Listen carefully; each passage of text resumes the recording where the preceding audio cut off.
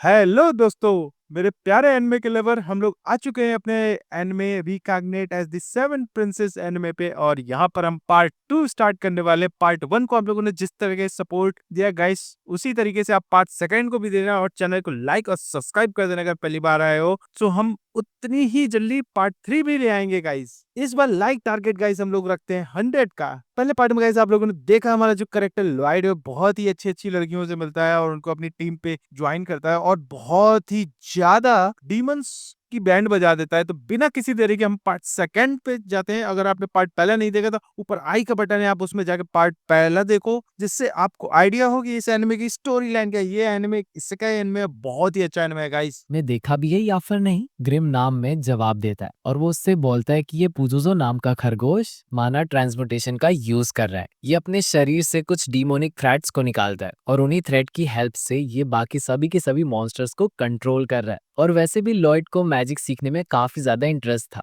वो ग्रिम को बोलता है प्लीज मुझे भी सिखा दो, पर ग्रिम तो अपने मन में यही सोचता है कि आखिरकार ये बच्चा है या फिर बवाल, क्योंकि इस वक्त तो इसकी फैमिली फ्रेंड्स की जान भी जा सकती है, पर इस बच्चे को मैजिक सीखना है। पर पुजुजो तो हंस हंस के पागल हो रहा था, क्योंकि इनमें से तो कोई भी इंसान उसके टक्कर का था ही नहीं। पर इतने में वो लॉयड का मजाक उड़ाता है और बोलता है कि क्या इस बच्चे को सुसु आ गया। ये सुनकर सिल्फिया गुस्से से पागल हो चुकी थी और अब वो डिसाइड करती है कि वो खुद इस खरगोश का मुंह बंद करेगी। सिल्फिया की पावर्स को देखकर बाकी सभी के सभी लोग बिल्कुल शॉक्ड हो चुके थे और उसके बाद से अब पुजुजो नाम के राक्षस का मजाक उड़ाना शुरू करती है। वो बोलते कि तुम कम बोला करो, क्योंकि तुम्हारे मुंह से काफी ज्यादा बदबू आती है और तुम मास्टर लॉर्ड के आसपास के एनवायरनमेंट को काफी ज्यादा खराब कर रहे हो, और इसलिए मुझे तुम्हें मारना ही होगा। और उसके बाद पुजू एक लड़की से अपनी बेइज्जती सुनकर बिल्कुल बावला हो चुका था। वो सिल्फिया पर अटैक करता है, पर सिल्फिया तो आराम से अपनी एक सोर्ड की हेल्प से उसके मॉन्स्टर की चीथड़े उड़ा देती है। और वहीं इस पूरी की पूरी बैटल के बीच ग्रिम तो लॉयड को पुजुजु की टेक्निक को सिखाने में बिजी था, और कुछ सेकंड के अंदर ही लॉयड ने उस टेक्निक को भी मास्टर कर दिया था। और वहीं सिल्फिया तो पुजुजु को पेलने में बिल्कुल व्यस्त थी। वो सामने वाले नाइट से सोड लेती है और सोड को देखकर बिल्कुल बेहोश हो चुकी थी, क्योंकि इस वाली सोड को लॉयड ने एनचैंट किया था। और अब पुजुजु को ये पता चल चुका था कि सिल्फिया को लॉयड काफी ज्यादा, और इसीलिए वो लॉयड के बारे में बोलना शुरू करता है कि मैं सबसे पहले इस बच्चे को मारूंगा और उसके बाद इसकी बॉडी को एग्जामिन करूंगा और पता लगाऊंगा कि आखिरकार इसमें इतना खास है क्या। ये सुनकर सिल्फिया बिल्कुल पागल हो चुकी थी। वो अपनी पूरी की पूरी पावर से उस मॉन्स्टर को बीच में से ही काट दी थी, और उसके बाद पुजुजु भी उस मॉन्स्टर की बॉडी से बाहर निकल चुका था। उस खरगोश को मारने के लिए आगे बढ़ती कि इतने में वो मॉन्स्टर अपने मुंह से कुछ पॉइजन माना को बाहर निकालता है। और वहीं दूसरी तरफ अल्बर्ट और टाओ तो दूसरे मॉन्स्टर को पेलने में बहुत ज्यादा बिजी थे, और अब वो लोग पुजुजु को मारने वाले थे कि इतने में वो सभी के सभी लोग उस जहरीली गैस से घिर जाते हैं, जिसके कारण से कि सभी के सभी लोग बेहोश हो चुके थे। पर टाओ जैसे तैसे करके अपनी ब्रीथिंग स्टाइल का यूज करती है। वो अपनी सांस को रोकती है और जैसे तैसे करके बच जाती है, पर सिल्फिया इस गैस से नहीं बच पाती और वहीं पर बेहोश हो जाती है। उसकी हालत काफी ज्यादा खराब हो चुकी थी, और अब पुजुजु भी काफी ज्यादा गुस्से में आ चुका था, क्योंकि उसका मोटिव तो टूट चुका है। उसका मेन पर्पस यही था कि वो मॉन्स्टर्स को ट्रैप करके इस पूरे की पूरी दुनिया पर कब्जा करेगा, पर बाकी सभी लोगों ने पुजुजु के मॉन्स्टर को निपटा दिया है। वो सिल्फिया पर एक जोरदार मुक्का जड़ता है, जिसके कारण से सिल्फिया बहुत दूर जाकर गिरती है, और बाकी के सभी लोगों के भी हाल काफी ज्यादा खराब हो रहे थे। वो डीमन बोलता है कि जो भी उस माना को इनहेल करेगा वो उसके कंट्रोल में आ जाएगा। सिल्फिया की तबीयत अब धीरे धीरे काफी ज्यादा खराब हो रही थी, पर अभी भी वो पुजू का मजाक ही उड़ा रही थी। इससे पुजू बहुत ज्यादा गुस्से में आ चुका था। वो सिल्फिया पर फिर से एक वार करने के लिए जाता है, पर इतने में ही टाउ उसके पास आ चुकी थी। वो सिल्फिया को जैसे तैसे करके पुजुसु से बचा लेती है। टाउ सिल्फिया से पूछती है कि क्या वो भी लड़ सकती है, पर सिल्फिया उसे बोलती है यहाँ पे जानना अपना काम कर। सिल्फिया ठंड के कारण बहुत बुरी तरह से कांप रही थी, और इतने में ही सिल्फिया भी बेहोश हो चुकी। पुजू सिल्फिया की बहुत ज्यादा तारीफ करता है, क्योंकि वो बोलता है कि इन सब में से सिल्फिया ने ही उसके माना को सबसे ज्यादा इनहेल किया था, और फिर भी वो इतनी देर तक टिके रही। और इतने में पुजुजु अचानक से गॉड स्पीड की हेल्प से टाओ के पीछे आ चुका है, और वो उससे पूछता है कि आखिरकार तुम पर मेरे माना का इस्तेमाल क्यों नहीं हो रहा। और इतने में ही टाओ पुजुजु पर एक जोरदार किक झड़ती है, और तब पुजुजु को पता चलता है कि जरूर टाओ कुछ ब्रीदिंग स्टाइल का यूज कर रही है, जिसकी हेल्प से ही अभी तक जिंदा है। और इतने में ही पुजुजु टाओ को पकड़ लेता है और उसे एक जोरदार किक झड़ता है। वो उसे बोलता है क्या तुम भी मेरी मिनियन बनना चाहती हो, जिसे देखकर टाओ काफी ज्यादा गुस्सा आता है। वो एक बहुत खतरनाक की ब्लास्ट का यूज करती है, जिसकी वजह से अब उसकी ब्रीदिंग आउट ऑफ कंट्रोल हो चुकी थी। वो जैसे तैसे करके अपनी ब्रीदिंग को कंट्रोल करने की कोशिश करती है, पर इतने में बुजुजु का एक मॉन्स्टर उस पर पीछे से वार कर लेता है और उसे अपने मुंह में दबा लेता है। और इतने में पुजुजू टाओ पर भी अपनी पॉइजन गैस का यूज करता है और जिसकी हेल्प से अब टाओ की तबीयत भी काफी ज्यादा खराब हो रही है। पुजुजू टाओ को बोलते हैं कि तुम मेरी टीम में आ जाओ और उसके बाद मैं तुम्हें छोड़ दूंगा। और इतने में वो बोलती है कि रॉबर्ट यहाँ पर आकर तुम्हें मार डालेगा। और इतने में वो कुत्ता टाओ को भी निगल लेता है और उसके बाद पुजुजू सिल्फिया को अपने पास लाता है और वो अपने मन में यही सोचा था कि इसे तो मैं फाइनली अपना मिनियन बना के रहूंगा क्योंकि ये काफी ज्यादा पावरफुल है। वो और ज्यादा पॉइजन गैस का यूज करता है ताकि वो सिल्फिया की बॉडी पर कंट्रोल कर पाए। पर उसे ये नहीं पता था कि उसके पिताश्री तो उसके आसपास ही भटक रहे हैं, यानी कि लॉयड। पुजुजू अपने मन में सोच ही रहा था कि आखिरकार कैसे वो इससे अपना मिनियन बनाएगा और उसके बाद पूरी की पूरी दुनिया पर कंट्रोल करेगा।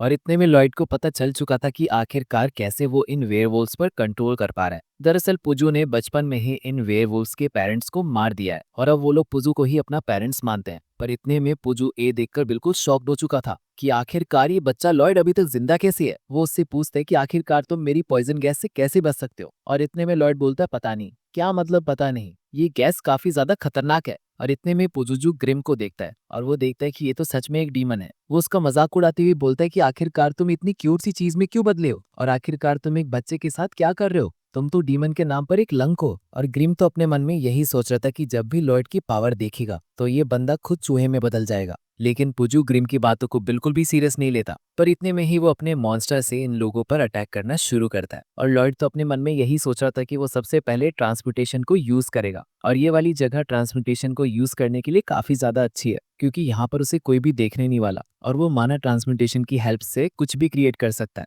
लॉयड जल्दी से अपनी माना की हेल्प से ट्रांसपोर्टेशन को यूज करता है और वो उस पूरी की पूरी जगह को एक गार्डन में कन्वर्ट कर देता है। और अब उसकी हेल्प से वो सभी के सभी मॉन्स्टर काफी अच्छे से बिहेव कर रहे थे और अब लॉयड भी उन सभी के सभी मॉन्स्टर को कंट्रोल कर सकता था। और पुजुजू ये देखकर काफी ज्यादा शॉक्ड हो चुका था कि आखिरकार इस बच्चे ने ये सब कैसे किया। लॉयड एक मॉन्स्टर को ऑर्डर देता है और वो कहते हैं कि वो टाऊ को वापस निगल दे और वो टाऊ को भी वापस उगल लेता है जिसकी हेल्प से अब टाऊ बच चुकी थी। और ग्रिम तो यही सोच रहा था कि अब कुछ देर में ही पुजुजू की चटनी बनने वाली है। और इतने में ही सभी के सभी मॉन्स्टर्स पुजुजू पर ही उल्टा वार कर देते हैं जिसकी हेल्प से अब सिल्फिया की जान भी बच चुकी थी और अब पुजुजू भी काफी ज्यादा गुस्से में आ चुका था। वो सबसे पहले उन मॉन्स्टर को मार डालता है और अब वो कहता है कि अब मैं आराम से लड़ सकता हूँ और अब मैं काफी ज्यादा पावरफुल बन सकता हूँ क्योंकि अब मैं किसी को भी अपना माना सप्लाई नहीं कर रहा। वो लॉयड से बोलता है कि मैं मैजिक से कभी भी नहीं मर सकता। ये सुनकर लॉयड को ग्रिम की बात आ जाती है क्योंकि ग्रिम ने भी उसे सेम ऐसी चीज बोली थी कि डीमन लोग कभी भी मैजिक से नहीं मर सकते। और तब लॉयड डिसाइड करता है कि मैं पुजुजू पर अपनी पूरी की पूरी शक्ति से वार करूंगा और देखूंगा कि क्या डीमन मैजिक से मरेगी या फिर नहीं। और इतने में पुजुजू अपनी पूरी की पूरी मैजिक को रिलीज करता है और लॉयड बस अपने मन में यही सोच रहा था कि आखिरकार अभी तक किसी बंदे ने मैजिक का यूज करके डीमन को मारा क्यों नहीं। और वहीं दूसरी तरफ अब लॉयड भी अपनी पूरी की पूरी ताकत को निकालता है और ये देखकर पुजुजू की एकदम फट चुकी थी। और उसके बाद लॉयड पुजू का शुक्रिया अदा करता है क्योंकि उसकी हेल्प से ही अब उसे पता चलने वाला है कि आखिरकार एक डीमन कितनी स्पेल्स को झेल सकता है, कितनी मैजिकल स्पेल्स को खाने के बाद मरेगा। पुजुजू अपनी जान की भीख मांगते मांगते वहां से जाने की कोशिश करता है पर भर इतने में लॉयड फाइनली उसे अपने बैरियर की हेल्प से ट्रैप कर देता है। पुजुजू उसे बार बार सॉरी बोल रहा था और उसे खोलने की भीख मांग रहा था और अब लॉयड ने भी पुजुजू को अपनी लैब का रैट बना लिया है और अब ये उस पर एक्सपेरिमेंट करने वाला है। और उसके बाद लॉयड अपनी स्पेल्स को कास्ट करना शुरू करता है और वो उस पर अपनी स्पेल्स की बारिश करने वाला है। और वहीं दूसरी तरफ अब पुजू की फटी पड़ी है क्योंकि वो अपनी पूरी की पूरी जिंदगी में लॉयड जैसी खतरनाक मैजिशियन से कभी भी नहीं लड़ा। लॉयड अपनी पावर की हेल्प से उस बैरियर के अंदर लगभग 300 स्पेल कास्ट करता है और वो सोचता है कि अगले 30 मिनट तक वो इन स्पेल्स को मारना जारी रखेगा। लॉयड को काफी ज्यादा मजा आता है पर कुछ देर बाद ही वो पुजू को वार लगाता है पर वो तो कोई रिस्पॉन्स ही नहीं करता।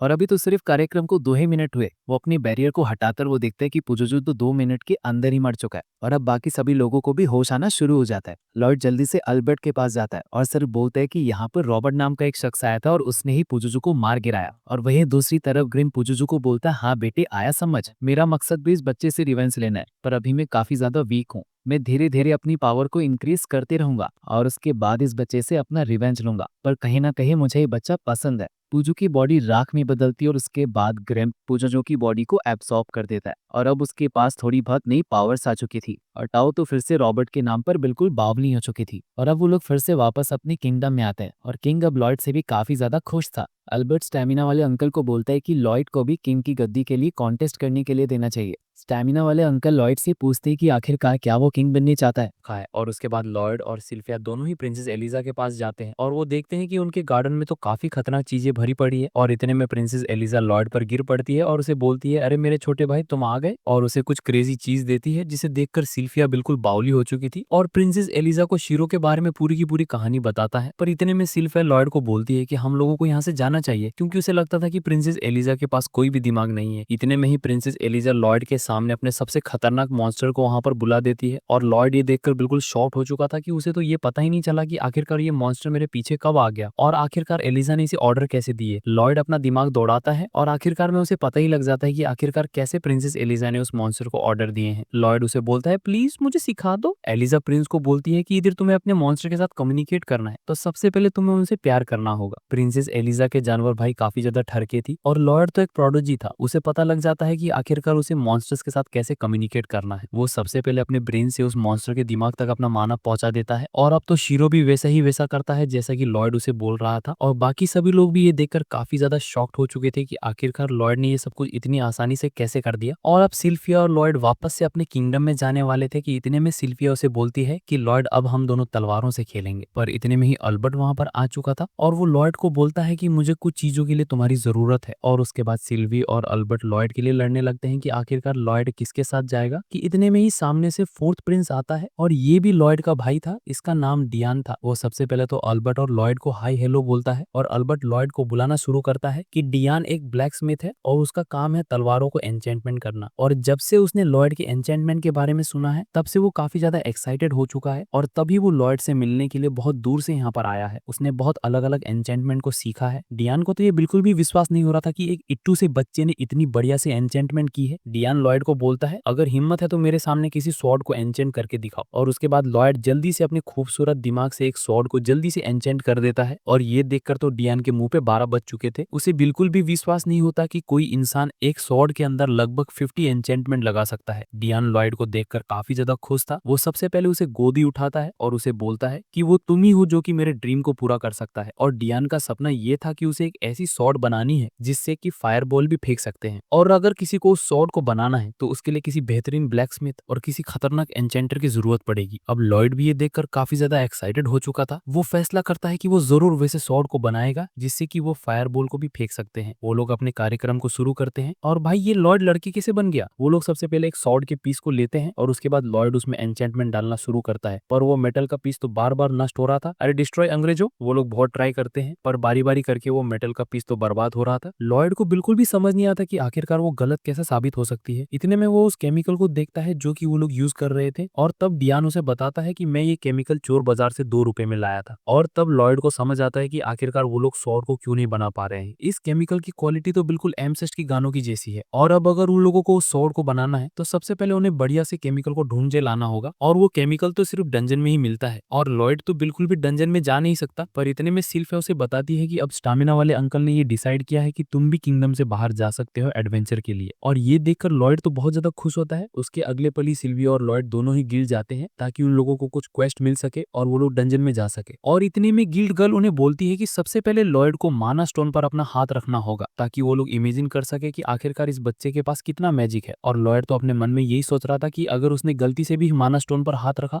तो ये पूरा का पूरा ब्लास्ट हो जाएगा और इस कारण से तो सब लोगों को उस पर शक हो जाएगा। तो इसलिए लॉर्ड सबसे पहले अपने माना को बहुत ज्यादा कंप्रेस करने की कोशिश करता है ताकि उस माना स्टोन को ये लगे कि लॉर्ड तो काफी ज्यादा वीक है। वो अपना हाथ माना स्टोन पर रखता है और सभी लोगों को पता चलता है कि उसका रैंक तो ई है। तभी गिल्ड गर्ल बोलती है कि उसका रैंक तो सिमिलर सिल्वर ब्लेडर जैसा है। ये सुनकर बाकी मेंबर्स काफी ज्यादा गुस्से में आ चुके थे क्योंकि वो सिल्वर ब्लेडर की काफी ज्यादा तारीफ करते थे और उसे ही अपना आइडल मानते थे। एक मूछड़ आदमी सिल्विया के पास आता है और उसे बोलता है कि लॉर्ड तो एकदम पागल है। करके सुनकर ही सिल्विया का दिमाग बिल्कुल पागल हो जाता है। वो एक वार करके उसे बिल्कुल शॉक कर देती है और इतने में गिल्ड गर्ल उसे बताती है कि सिल्वर ब्लेडर कोई और में बल्कि सिल्विया ही है। और इतने में ही पीछे से उर्फी जावेद वहां पर आ चुकी थी और सिल्विया और लॉर्ड उसे बहुत बुरी तरह से इग्नोर करते हैं। ताओ बोलती है कि मैंने रोबोट को ढूंढने के लिए अपनी पूरी जिंदगी बता दी और मुझे वो मिला ही नहीं। और इतने में ही सिल्विया लॉर्ड को बताती है कि असेसियन गिल्ड के बंदे काफी ज्यादा खतरनाक होते हैं। उसके बाद वो लोग रिक्वेस्ट को एक्सेप्ट करते हैं और डंजन में निकल जाते हैं। वहीं दूसरी तरफ अल्बर्ट अब डियान के पास आता है और उसे बोलता है तुम्हें अब उस स्वॉर्ड को बनाने का काम बंद करना चाहिए क्योंकि वॉर तो काफी ज्यादा क्लोज आ चुकी है और लॉर्ड भी इतनी जल्दी उस केमिकल को नहीं ला पाएगा। वो सभी लोग अपनी पूरी की पूरी उम्मीदों को हार चुके थे। कितने में ही लॉर्ड पीछे से जल्दी से आता है और उसने फाइनली उस केमिकल को भी ले आया था और उसके बाद वो सभी लोग मिलकर वो स्वॉर्ड को बना लेते हैं। अगले दिन ही वो लोग डाइनिंग ग्राउंड में जाते हैं और स्वॉर्ड को टेस्ट करते हैं और वो स्वॉर्ड तो काफी ज्यादा बवाल बन चुकी थी। अब रात हो चुकी थी और लॉर्ड भी अब सोने की कोशिश ही कर रहा था। कितने में वो नोटिस करता है, लॉयड जल्दी से वहां पर नीचे जाता है और वहां पर उसका आमना सामना एक असिसियन से होता है। वो एक लड़की थी। वो असिसियन लड़की जल्दी से अपने क्लॉक को हटाती है और वो तो काफी ज्यादा सुंदर थी। वो 2 सेकंड के अंदर ही अपने स्वीट पॉइजन एबिलिटी का यूज करती है ताकि वो लॉयड को खत्म कर पाए और यहाँ से भाग पाए। पर लॉयड उसे यहाँ से भागने का मौका नहीं देता क्योंकि वो उसके आर पार एक बैरिकेड क्रिएट कर देता है। पर तभी वो लड़की अपने खतरनाक एबिलिटी का यूज करती है जिसका नाम था स्वीट पॉइजन, और स्वीट पॉइजन से अब लॉयड की हालत भी काफी ज्यादा खस्ता होती जा रही थी। ये पहली बार था कि जब लॉयड को इतना खतरनाक पॉइजन लगा हो। वो उसे बोलती है, मैं एक ब्लाइंडेड हूँ, और ब्लाइंडेड वो स्पीसीज होती है जिनके पास की जन्म से ही काफी ज्यादा खतरनाक सी एबिलिटी होती है, और ये एक पॉइजन ब्लाइंडेड है, यानी कि ये पॉइजन मैजिक का यूज कर सकती है। लॉयड को इससे काफी ज्यादा अच्छा महसूस होता है क्योंकि उसने पहली बार इस तरह के मैजिक को एक्सपीरियंस किया था। आगे हम देखते हैं कि वो लड़की अपने पॉइजन को अपने जूतों पर रखती है और एक ही शॉट में लॉयड के पूरे बैरियर को एकदम तोड़ के रख देती है। लॉयड को डूग एक बार कैसे भी करके उस पॉइजन को वापस से एक्सपीरियंस करना था। इतने में वहां पर ग्रिम भी आ चुका था। वो उसे बोलता है, आखिरकार तुमने उसे खत्म क्यों नहीं किया? लॉयड उसे अपना पूरा प्लान पता था। उसे लगता था कि वो एक असिसियन है जिसके बारे में कि सिल्फिया ने उसे बताया था, इसीलिए उसने उसे जाने दिया ताकि वो उसे ट्रैक कर पाए और उन लोगों के सीक्रेट हायर आउट के बारे में पता कर पाए। और अब लॉयड और ग्रिम डिसाइड कर देते हैं कि वो लोग उनके घर जाएंगे और वहां पर उनकी मारक रख देंगे। पर तभी हम देखते हैं कि वहां पर अब सिल्वा और शीरो भी आ चुके थे। वहीं दूसरी तरफ हम उसी असिसियन लड़की को देखते हैं जिसका नाम की रेन होता है, और अब वो अपने टीम तक पहुंच चुकी है। उसका बॉस उस पर काफी ज्यादा गुस्सा हो रहा होता है, क्या तुम्हें किसी ने ढूंढ लिया? मुझे बिल्कुल विश्वास नहीं होता। पर रेन उन लोगों को ये समझाने की कोशिश करती है कि उसका मिशन कंप्लीट हो चुका है क्योंकि उन लोगों को आने वाली वॉर के बारे में पता चल चुका है, तो हो सकता है कि वो लोग इसका फायदा उठा के काफी ज्यादा मुनाफा कमा पाए। पर तभी एक लड़की जिसका नाम की हितालिया होता है वो बोलता है, हमारे ऊपर किसी ने नजर रखी है, इसीलिए लॉर्ड भी अब उन लोगों के सामने आ चुका था। उन लोगों को बिल्कुल भी विश्वास नहीं होता कि एक छोटा बच्चा यहाँ पर आ चुका है। लॉर्ड बड़े ही धीरे धीरे करके उन लोगों के पास आता है क्योंकि उसे पता था कि वो इन सब की एक बार में ही मारक देगा। वो लोग डिसाइड करते हैं कि वो इस बच्चे की जान ले लेंगे क्योंकि अब इस बच्चे को उनके पूरे प्लान के बारे में पता चल चुका है। पर तभी हम देखते हैं कि लॉर्ड अपने बाहरी बैरियर को रिमूव कर देता है और ग्रिम को तो ये देखकर हार्ट अटैक आ चुका था। वो बोलता है, अबे बच्चे तू पागल है क्या? पर लॉर्ड के ख्यालों में तो कुछ और ही पकड़ा था। उसका माना था अब मैं 5-5 अलग अलग प्रकार के मैजिक को एक्सपीरियंस कर सकता हूँ। इतने में हम देखते हैं कि लॉर्ड ताओ की एबिलिटी को कॉपी कर देता है। उसके बाद हम देखते हैं कि वो असिसिन गिल्ड के मेंबर एक एक करके उस पर अटैक करना शुरू करते हैं। सबसे पहले उस पर एक हरे बालों वाला छपरी अटैक करता है। वो उस पर अपनी स्किल से एक के बाद एक अटैक करना शुरू करता है, पर लॉयड तो बड़े ही बच्चों की तरह से बस डॉज करे जा रहा था। यहाँ तक कि उसके पास इतनी फ्लेक्सिबिलिटी थी कि वो अपने हाथों को भी 2 सेकंड के अंदर ही घुमा सकता था। पर तभी लॉयड के पीछे एक क्रो आता है। वो उसे बोलता है ग्रेविटेशन, और इस क्रो नामक एसेसिन के पास पावर थी कि जो कुछ भी वो बोलता है वो सच में सही हो जाता है। और वहीं हम लोग लॉयड को देखते हैं और उसे एक्सपीरियंस करना काफी ज्यादा अच्छा लग रहा था। इतने में एक टकला आदमी भी अब उस पर अटैक करना शुरू करता है। उस टकले आदमी के पास एक अजीब सी पावर थी। अब वो अपनी बॉडी से एक व्हाइट लिक्विड को छोड़ देता है और लॉयड को ट्रैप कर लेता है। पर लॉयड को ना चाहते हुए भी अपने कपड़े उतारने पड़ते हैं और वो वहां से भाग चुका था। पर जितने में ही लॉयड हवा में था, एक अजीब सी लड़की उस पर तलवारों से अटैक कर देती है। इसका नाम टालिया था। टालिया अपनी स्वॉर्ड से अपनी थिक थाइस को काट के रख देती है, जिसका इफेक्ट लॉयड पर पड़ता है। यानी कि इसके पास पावर थी कि वो जिसे भी अपनी आंखों से देखेगी वो उसे काफी ज्यादा इंजॉय कर सकती है। और लॉयड को तो ये वाली मैजिकल पावर काफी ज्यादा अच्छी लगती है। वो उसे बोलता है एक और बार करो, पर वो यही नहीं रुकती और वो उस पर अटैक करना शुरू करती है। और अब उन सभी को लग रहा था कि लॉयड उनसे डर चुका है। पर हम लॉयड को देखते हैं जो कि एकदम पागलों की तरह स्माइल करना शुरू करता है। वो अपनी हीलिंग स्किल का यूज करता है और 2 सेकंड में ही अपने घाव को एकदम क्लियर करके रख देता है। और अब बारी थी लॉयड की इन लोगों की मानने की। उसके बाद हम देखते हैं कि लॉयड सबसे पहले सिल्फिया की मैजिकल अटैक को एक्टिवेट कर देता है। उस टकलू की हालत तो ये देखकर एकदम खराब हो चुकी थी क्योंकि उसे उसमें सिल्वर ब्लडर्स दिख रही थी। उसे पता चल चुका था कि अब ये छोटा बच्चा हमें छोड़ने नहीं वाला। हम देखते हैं कि लॉयड उन लोगों पर अटैक कर देता है, इसीलिए वो लोग अपनी जान बचाकर वहां से भागना शुरू करते हैं। सबसे पहले लॉयड उसी छपरी पर अटैक करता है और वो 2 सेकंड के अंदर ही उसे खत्म कर देता है। यहाँ तक कि वो लोग एक कॉम्बो स्किल का भी यूज करते हैं, पर उसमें भी वो सभी लोग खुद ही पिट चुके थे और अब टालिया और टकलू बच्चा साथ में फिक्स हो चुके थे। टालिया उसे बोलती है, अरे 5 सेकंड के लिए रुक जाओ, पर वो टकलू उसकी बातों को बिल्कुल भी सीरियस नहीं लेता। इसीलिए हम देखते हैं कि अब टालिया के कपड़े एकदम फट चुके थे। पर लॉयड 2 सेकंड के अंदर ही उस पर अटैक करना शुरू करता है क्योंकि उस बच्चे को उन 2 चीजों की वैल्यू के बारे में भी पता नहीं है। पर जैसे तैसे करके वो उसके अटैक को डॉच कर लेती है। वो बोलती है, मुझ पर अटैक मत करना वरना तुम्हें भी काफी ज्यादा दर्द होने वाला है। पर लॉयड उसकी बातों को बिल्कुल भी नहीं मानता और सीधा ही उसे दीवार में पटक देता है। और लॉयड को ये दर्द काफी ज्यादा अच्छा लग रहा था। पर तभी वो टकलू लॉयड को पकड़ लेता है। पर लॉयड 2 सेकंड के अंदर ही उसके चंगुल से बाहर निकल चुका था। वो उस पर टाओ की स्पेल का यूज करता है। हम देखते हैं कि रेन लॉयड के पावर को देखकर एकदम फटी हालत में बोलती है, प्लीज मेरे साथ कुछ भी नहीं करना। वो उसे बोलता है, अरे कोई बात नहीं, बस मुझे तुम्हारी पॉइजन वाली स्किल को देखना है। पर तभी वहाँ पर टकलू आता है और बोलता है, नहीं तुम ऐसा मत करना प्लीज, अगर उसने ऐसा किया तो हम सभी मारे जाएंगे, क्योंकि उसका कंट्रोल अपने मैजिक पर बिल्कुल भी नहीं है। हमारा क्या, हमारा कंट्रोल भी हमारे मैजिक पर बिल्कुल भी नहीं है। जितने भी एसेसिन होते हैं, इन लोगों का कंट्रोल इनकी पावर पर बिल्कुल भी नहीं होता। इसीलिए लॉर्ड उस टकलू के पीछे जाता है और उस पर थंडरबर्ड मैजिक का यूज करता है। रेन को इस बात से काफी ज्यादा गुस्सा आता है, इसीलिए वो लॉर्ड पर अटैक कर देती है। पर टकलू से बोलता है, अरे रुको, इस पर अटैक मत करो। हमें पता चलता है कि लॉर्ड ने उस पर अटैक नहीं किया था, पर उसके पीछे कर्ज मार्क को लगा दिया था। वो टकलू रोना शुरू करता है क्योंकि वो फाइनली अपनी पावर को कंट्रोल कर सकता था। और उसके बाद हम देखते हैं कि लॉर्ड बाकी लोगों के भी इस परेशानी को खत्म कर देता है। उन्हें कर्ज मार्क को लगाकर वो सभी के सभी लोग खुशी के आंसू रोना शुरू करते हैं। हम देखते हैं कि अब रेन की पावर भी फाइनली अपने कंट्रोल में आ चुकी थी। वो सभी लोग बोलते हैं, लॉर्ड तुम्हारा बहुत बहुत शुक्रिया। वो लोग यहाँ तक कि रोना भी शुरू करते हैं। और अब रेन वो हर एक कपड़े को पहन पाएगी जो कि उसने पहनने थे। और अब वो सभी लोग दोस्त बन चुके थे, यहाँ तक कि वो लोग लॉर्ड को रेन के थोड़े बहुत कपड़े भी दे देते हैं जो कि उसे फिट आ चुके थे। और यहाँ तक कि वो लोग तब उसकी चड्डी को धोना भी शुरू करते हैं। वो टकलू आदमी लॉर्ड को अपने बॉस के बारे में बताता है, जिसका नाम की जेट था। और जेट के पास उनमें से सबसे घटिया पावर थी, वो कहीं भी टेलीपोर्ट हो जाता है, और वो भी उसकी मर्जी के बिना। उसी का ये प्लान था एक एसेसिन गिल्ड को खड़ा करने का। वो जहाँ कहीं भी जाते, वो अपने पीछे एक वुल्फ मार्क वाले कॉइन को छोड़ देते, ताकि सभी लोगों को पता चल सके कि ये काम किसी और का नहीं बल्कि एसेसिन गिल्ड का है। और जेड उनमें से सबसे ज्यादा बकलोल बच्चा है। और लॉर्ड को तो अब उसकी पावर को देखने में काफी ज्यादा इंटरेस्ट आ चुका था। वो फैसला कर लेते हैं कि वो जेड से किसी भी हालत में मिलने वाला है। जेड उन सभी को बता नहीं लगता है कि आखिरकार वो लोग फ्यूचर में क्या क्या करने वाले हैं। पर तभी अचानक से वो एक बार फिर से टेलीपोर्ट हो चुका था। और ये तो भगवान जाने कहां। वो लोग जब साथ में बैठे थे, तब अचानक से उनकी टेबल पर एक टेलीपोर्टेशन सर्कल एक्टिवेट हो चुका था। और वहां से उन लोगों को एक मैसेज मिलता है, और उस पर ड्रैगन का सिंबल था। उसके 2 सेकंड बाद ही हम देखते हैं कि अब वहां पर सिल्फ और शीरो भी वहां पर आ चुके थे। पर लॉर्ड को उसके आने के बारे में पता चल चुका था, इसीलिए वो लोग वहां से भाग चुके थे। पर तभी सिल्फ और शीरो को एक मैसेज वहां पर दिखता है। वहां पर लिखा था, मेरा नाम लॉयड है और मैं लॉर्ड ऑफ लॉर्ड्स से मिलने वाला हूँ। और लॉर्ड ऑफ लॉर्ड्स कोई और नहीं बल्कि लोगी एनिमी टेरिटरी है, और वो लोग भी उसी किंगडम से वॉर करने वाले हैं। और जब सिल्फ और अल्बर्ट इस बात को देखते हैं, तो वो काफी ज्यादा शॉक्ड हो चुके थे। उन लोगों को लगता है कि असिसिन गिल्ड वालों ने लॉर्ड ऑफ लॉर्ड को ले गया है। और जब वो लोग लॉर्ड के गंदे वाले कपड़ों को देखते हैं, तो भाई वो काफी ज्यादा गुस्से में आ चुके थे। उन लोगों को अब कैसे भी करके लॉर्ड को वापस लाना था। पर लॉर्ड तो एकदम चिल होकर एसेसिन गिल्ड के साथ लॉर्ड ऑफ लॉर्ड से मिलने के लिए जाता है, ताकि वो वहां पर जेट से भी मिल सके। बाद में जाकर उन्हें पता चलता है कि जो उन लोगों का बॉस था, यानी कि जेड, वो गलती से वहां पर टेलीपोर्ट हो चुका है, इसीलिए उन लोगों को भी वहां पर जाना ही होगा। उन लोगों का मानना ये था कि जेड ने उन लोगों को अपने पास बुलाया है। पर वो टिंगू उन लोगों को समझाने की कोशिश करता है कि किसी भी चीज को टेलीपोर्ट करने के लिए अपनी मैजिकल माना पर कंट्रोल होना बहुत ज्यादा जरूरी होता है,